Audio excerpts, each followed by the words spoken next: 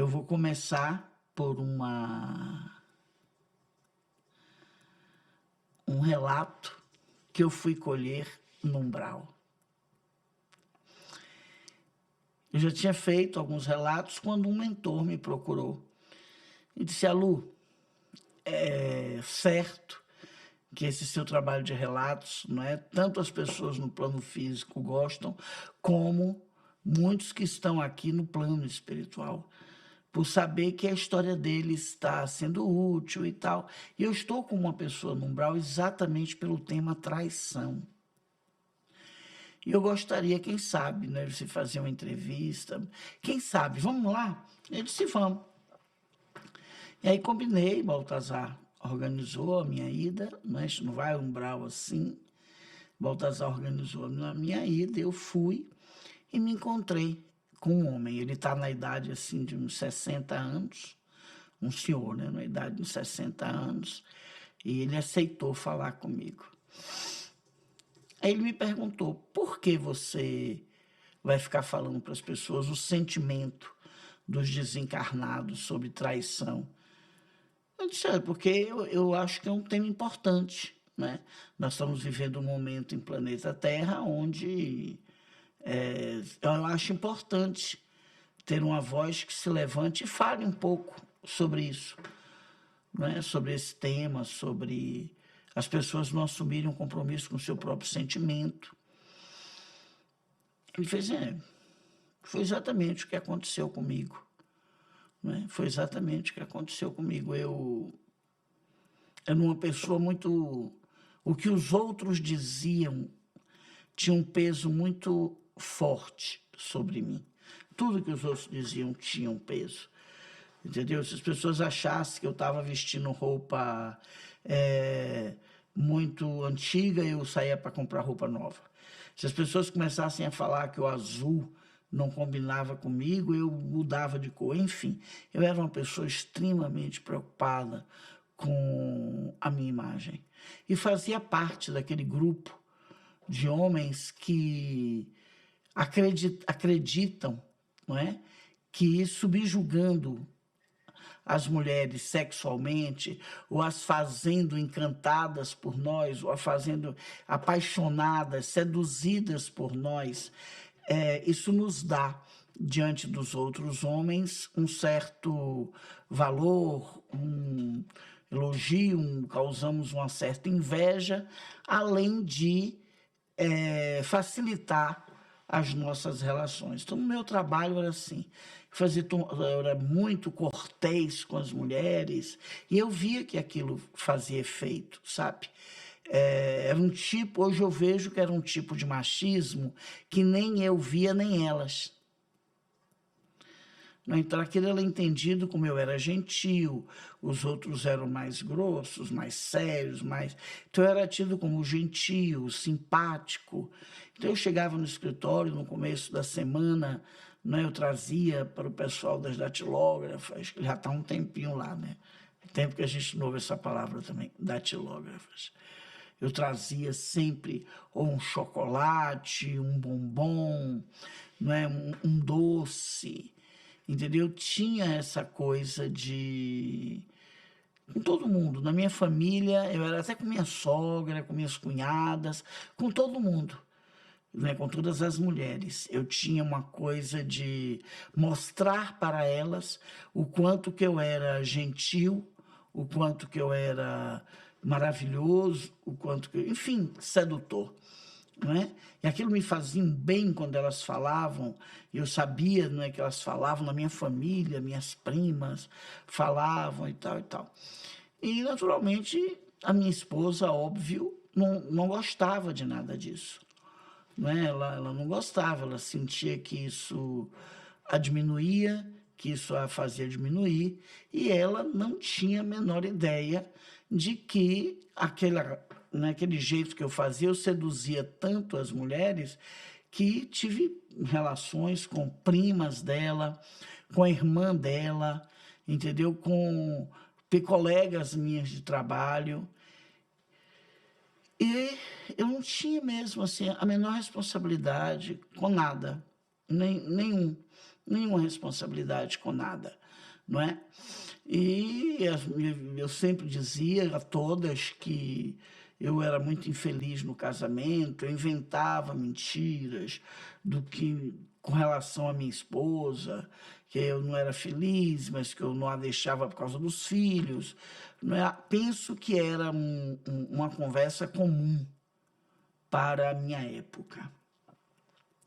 Era aí começo dos anos 50, não é? Enfim, estava se começando um certo processo de modernização.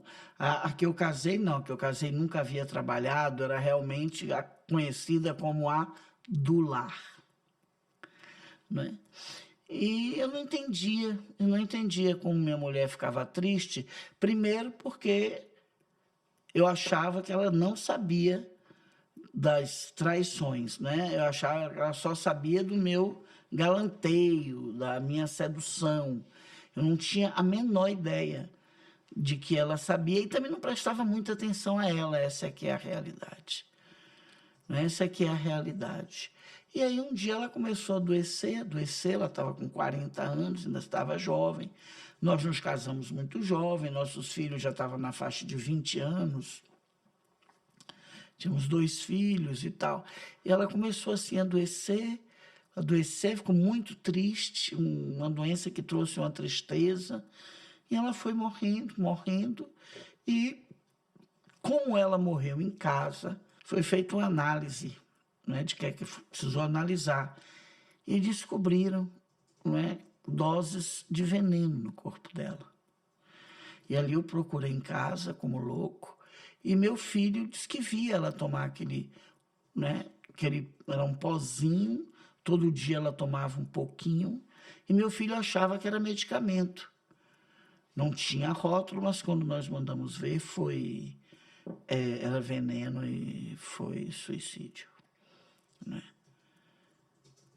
Na hora eu fiquei muito chocado, meus filhos muito tristes. Por que ela tinha feito isso, né? Por que ela tinha feito? Por que ela tinha feito isso? E, enfim, os anos passaram, eu me casei de novo, não é? E claro que continuei na minha prática natural de trair. Quando eu cheguei no plano espiritual, eu levei algum tempo ainda aqui no umbral, não é? Porque eu era muito denso mesmo, eu não acreditava em nada, não acreditava em Deus. Eu cheguei aqui porque eu não acreditava em nada. Minha primeira visita aqui é porque eu não acreditava em nada, não sabia nada mesmo. Nada. Não me lembro como eu cheguei aqui, né? Aí foi que eu fui descobrindo a questão de outras vidas, fui resgatado por uma colônia, e eu estava me tratando quando eu soube, perguntei por ela. Disse, não, mas se aqui é, não é? A minha primeira esposa, ela veio uns 10 anos, 15 anos antes de mim. Onde ela está? E aí, com o passar do tempo, eu soube que ela estava no umbral, né? Desde que ela desencarnou, porque ela ficava muito triste, porque ela estava muito triste. E eu fiquei primeiro alarmado, porque como é que, não é, ela acreditava em tanta coisa, acreditava em Deus, não sei se acreditava em outras vidas, porque eu não tinha mesmo conversas profundas com ela. Mas eu sabia que ela acreditava em Deus, que ela rezava o terço, e fui informado que ela se mantinha lá, porque na crença religiosa dela, quem comete suicídio tem que ficar no lugar ruim. Não merece a luz, não merece... E nós nunca conseguimos tirar ela de lá. Aí eu fiquei, aquilo me deu uma certa aflição. Eu disse, então eu poderia ir lá conversar com ela? Sim, poderia. E quando eu tive no umbral, ela tocou no assunto. Ela sabia de todas as minhas traições. Com a irmã dela, com a prima, não é? Algumas ela não soube, mas ela sabia de muitas. E foi isso que a entristeceu e que minou as forças e que a trouxe para aqui. E até hoje eu não consigo tirar ela daqui, porque ela acredita, ela está começando a se abrir agora, não é, para ouvir outras pessoas, e eu não consigo sair daqui por por ter sido eu que a coloquei aqui, que a deixei aqui. Eu não consigo. Não adianta. Os mentores já falaram comigo que se eu for para as colônias, que eu até ajudo a removê-la, mas eu não consigo. É uma dor imensa que eu sinto aqui. Não é? Eu nunca pensei que eu iria sentir algum dia essa dor. Eu achava tudo bem, eu estava casado, não faltava nada à minha casa. Não é? Eu não pensei que um dia eu ia sentir essa cobrança tão grande dentro de mim pelas traições que pratiquei com a minha esposa, com a mãe dos meus filhos. Eu escolhi essa história